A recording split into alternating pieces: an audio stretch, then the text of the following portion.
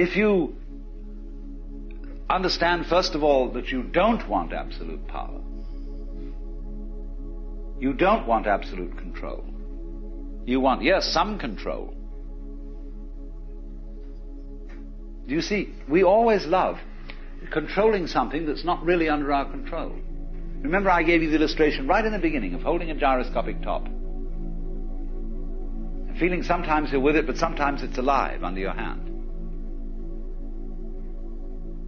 And this sensation, too, you often get, say, in driving a car or something like that. It's more or less under your control, but on the other hand, it isn't. And that's the beautiful thing, because when something is partly under your control, but isn't, then you have the same sort of relationship with it that you have when you have someone you love, some other person. They are partly under your control because they've agreed to live with you and go along with you and so on, but also they're not. And the measure to which they're not is the measure to which they seem really alive to you. So then, we ask the question, if the motivation of power gaining disappears, you've seen through it and you know that's not what you want, what other motivation takes its place as the origin of actions? And it seems to me that the answer here is compassion.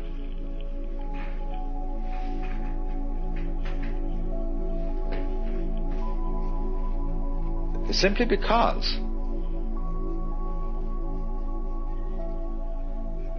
when you want to relate to another living being, what you really are asking of them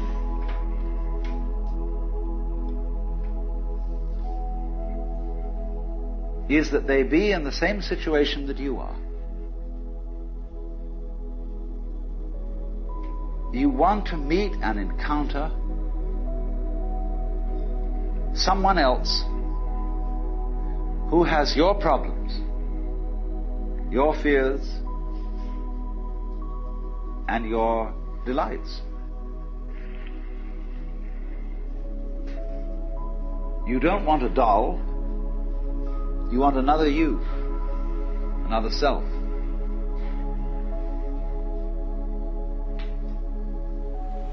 Because that would be at least as surprising to you as you are.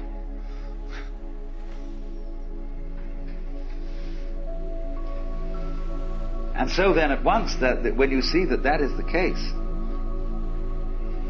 and that the most interesting thing in the world is the relationship with these others, and you can see at once yourself in the situation of all the other people, and then you think, no, I don't want to control these people. I would like them, yes, to be controlled in the sense that they were happy to do the things I would like them to do.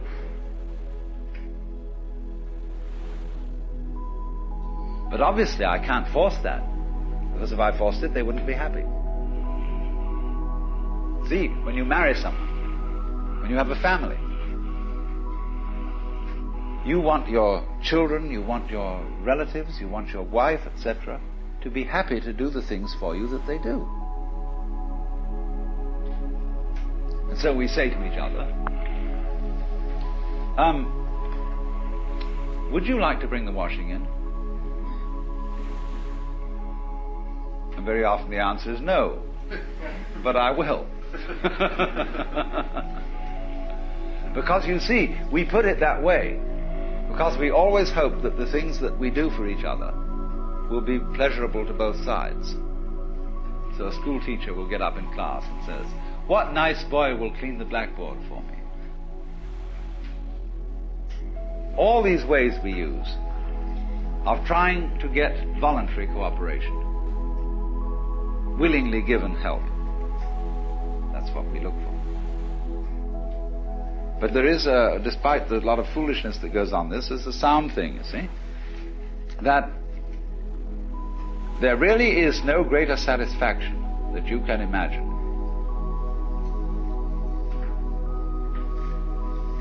than that kind of personal relationship wherein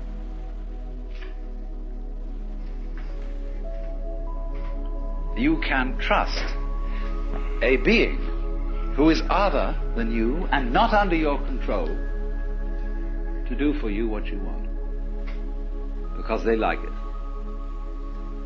As you, on your side, would want to do something for them in that way, so as to give pleasure to the other person. Let's take in sexuality, where you get a kind of a critical example of this. The biggest fun in sexual relationships is giving orgasm to women. And if that doesn't happen, many men feel disappointed, because the thing that they really wanted to do was to give pleasure and get their own pleasure out of giving it.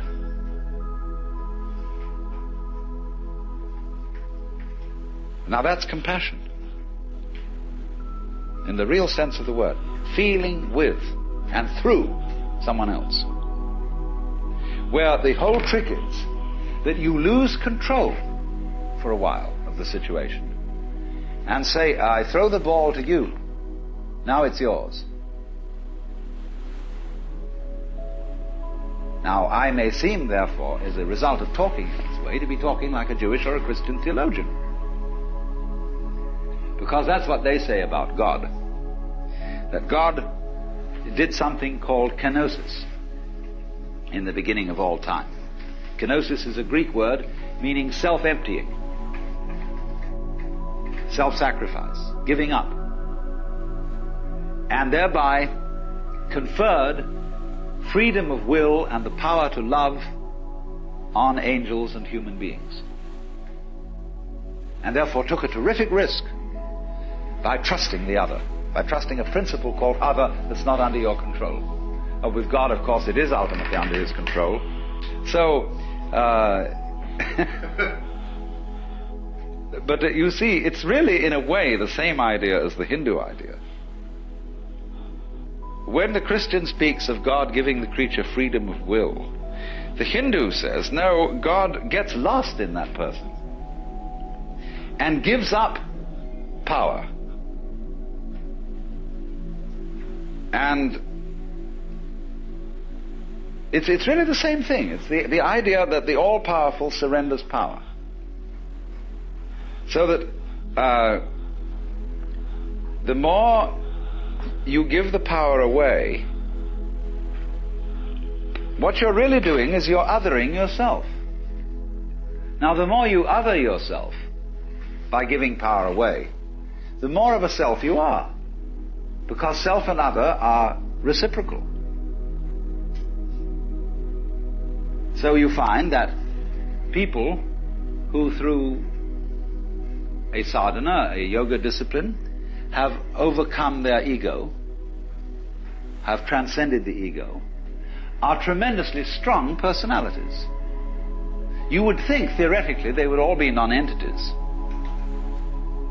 and to lack entirely what psychologists call ego strength. But actually they're nothing of the kind. They are, every one of them, unique. They're all quite different from each other. And they are very, very, what I would call strong characters. Because the more they have given it up, the more they get it. So, in this way of thinking,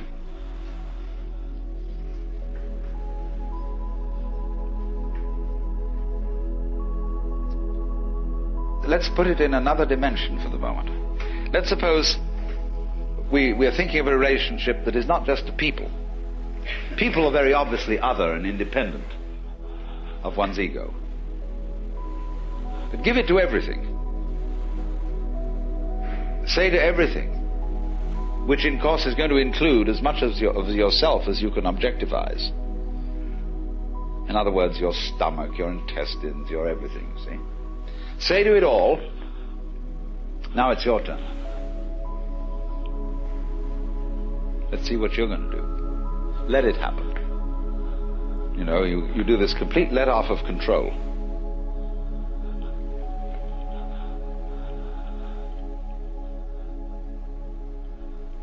And you find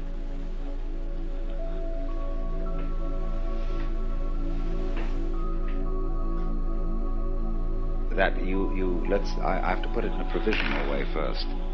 You get the sensation that that everything else is living you. It lives you.